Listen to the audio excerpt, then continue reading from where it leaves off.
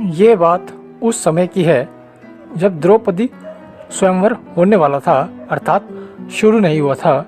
और इस स्वयंवर में हस्तिनापुर के युवराज दुर्योधन और महाराज कर्ण जैसे महान योद्धा भी सम्मिलित होने वाले थे। और इन्हीं सबके बीच द्वारिकाधीश श्री कृष्ण भी अपने बलराम दाऊ के साथ द्रौपदी स्वयंवर में आने वाले थे। और भगवान श्री कृष्ण और बलराम इस स्वयंवर के मुख्य अतिथि थे, क्योंकि इनके पीछे छिपे थे श्री कृष्ण के दो मुख्य उद्देश्य। पहला, अर्जुन से श्री कृष्ण की प्रथम भेंट, और दूसरा द्रौपदी को देना था एक मुख्य वचन। और जब श्री कृष्ण और बलराम पांचाल राज्य पहुंचे तो उन्होंने पहले तो पांचाल नरेश से भेंट की और महाराज द्रुपद से कहा कि वो द्रौपदी को आशीर्वाद देना चाहते हैं। और फिर महाराज द्रुपद ने द्रौपदी को श्री कृष्ण के विषय में बताया।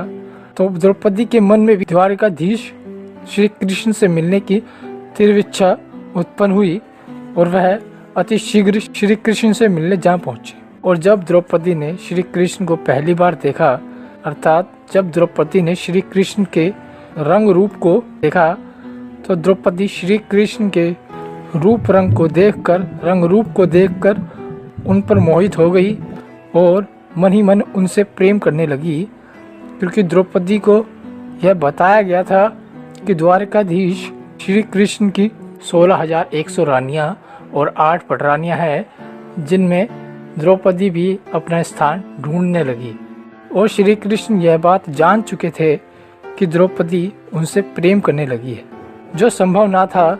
तब श्री कृष्ण ने महाराज द्रुपद से आज्ञा मांगी कि वह स्वयंवर से पूर्व द्रौपदी से कुछ प्रमुख बातें करना चाहते हैं। और महाराज ने श्री कृष्ण की आज्ञा का सम्मान करते हुए द्रौपदी और भगवान श्री कृष्ण के लिए महल के आंगन के बगीचे में श्री कृष्ण और द्रौपदी के बैठने की व्यवस्था भी करा दी, जहां वह दोनों आराम से बात कर सके। और द्रौपदी की भी यही इच्छा थी कि वह भी स्वयंवर से पहले श्री कृष्ण को अपने हृदय की बात बता सके। और जब श्री कृष्ण और द्रौपदी बगीचे में बात करने पहुंचे तो द्रौपदी ने श्री कृष्ण को तुरंत ही अपने हृदय की बात बताते हुए कहा कि वह उनसे प्रेम करने लगी है और वह उनसे विवाह करना चाहती है। और यदि श्री कृष्ण इस विवाह प्रस्ताव को स्वीकार कर लेते हैं तो वह इस स्वयंवर को यहीं पर रुकवा देगी। और फिर श्री कृष्ण ने मन ही मन सोचा कि यदि वो द्रौपदी के विवाह के प्रस्ताव को ठुकरा देते हैं तो इसमें एक नारी के हृदय और उसकी भावना को ठेस पहुंचेगी। और यदि वह द्रौपदी का विवाह प्रस्ताव स्वीकार कर लेते हैं तो जो भविष्य में होना उचित है वह कभी होगा ही नहीं। और श्री कृष्ण ने द्रौपदी को समझाते हुए कहा कि द्रौपदी, मैं तुमसे विवाह नहीं कर सकता, क्योंकि तुम्हारा विवाह तो मेरी बुआ कुंती के पुत्र अर्जुन से होना लिखा है, जो तुम्हें इसी स्वयंवर में मिलेगा।